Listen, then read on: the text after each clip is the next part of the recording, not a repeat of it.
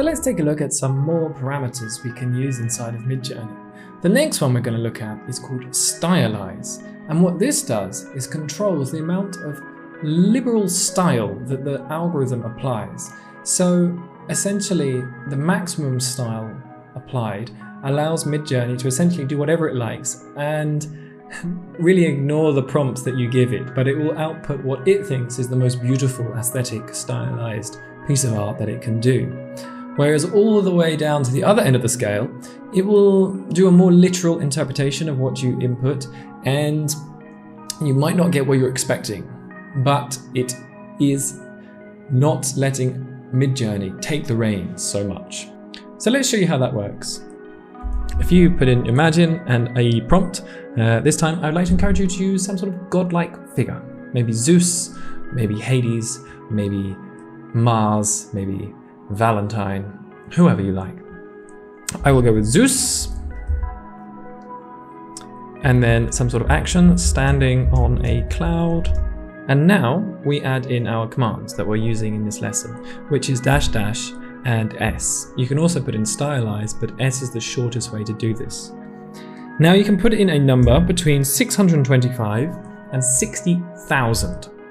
625 is at the lower end. This is less artistic, less stylized, and 60,000 is the most stylized you can possibly get out of Midjourney. So let's show you a couple of different variations using these different style values. I encourage you to do the same. Come along with me and let's see what you get. So let's try 625 first, and we'll use the same prompt again. And this time we won't put in a value. We'll remove the command because the default value that is used in the algorithm is 2,500. Now we'll put in again one more. This time we'll up it. We'll go a bit higher. We'll go to 20,000. Not 2,000, 20,000. And finally, we'll go to the maximum, which is 60,000. 600, 6,000, 60,000. So now we've got these images exported at the different stylization values. I'll show you the difference between each of these. Now, the first and lowest value we used was 625. And this was taking the most literal interpretation of the prompt, which was Zeus standing on a cloud. And you can see we've got something that really matches the text input that we were using, but you might suggest that it's not the most aesthetically pleasing image. So if we go to 2,500, which is the default, you can see that it's perhaps slightly moving away from the literal interpretation we had. This one especially is not resembling Zeus so much. And it's adding in a bit more of its own artistic flair.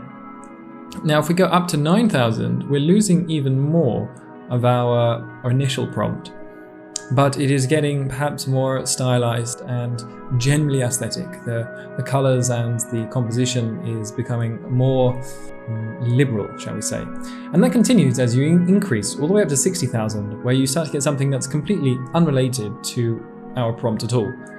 I mean, this one doesn't really have any clouds inside, but it has created a rather interesting and stunning image. So what's really cool with Stylize is that you can let Midjourney rip and really create what it thinks are the most aesthetic images possible.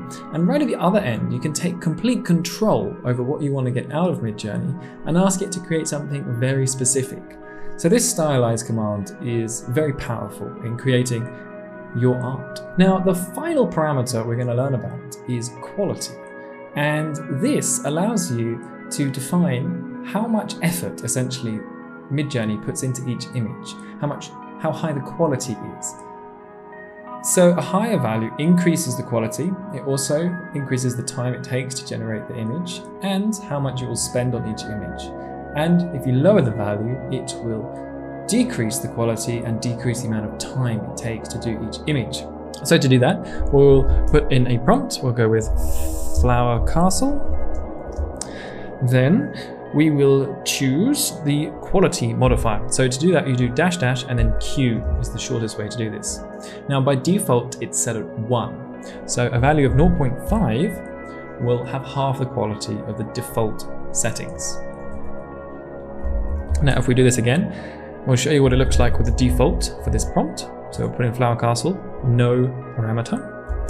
And this time, I'll show you what it looks like with 2 times the quality. So we'll put in the prompt of flower castle plus dash dash q, and then the number 2. Here we have our 3 images with the different quality values applied. Here is 0.5 quality, and you can see that it's done pretty well, but the quality is a little bit lower than usual. Next up is the default value, which is 1, which is what the algorithm uses without making any changes. And finally we have with 2, and you can see that 2 is adding a lot more detail. It has a lot more flowers in our flower castle. Each of the flowers is smaller and more defined, and already the details are more intense. And now I've upscaled each one of these to see the difference. Here it is with 0.5 quality, and you can see it's still done a pretty good job. And as we increase the quality, this is the default quality, you can see that the textures and the details are slightly more enhanced. And finally with the 2 quality, we can see that it has done an even more detailed job. And there we have it. There are parameters inside of Midjourney. This is how you get the most out of the tool. Understanding how to use these parameters and tell the algorithm what to do will give you more control and more creativity in creating your AI art.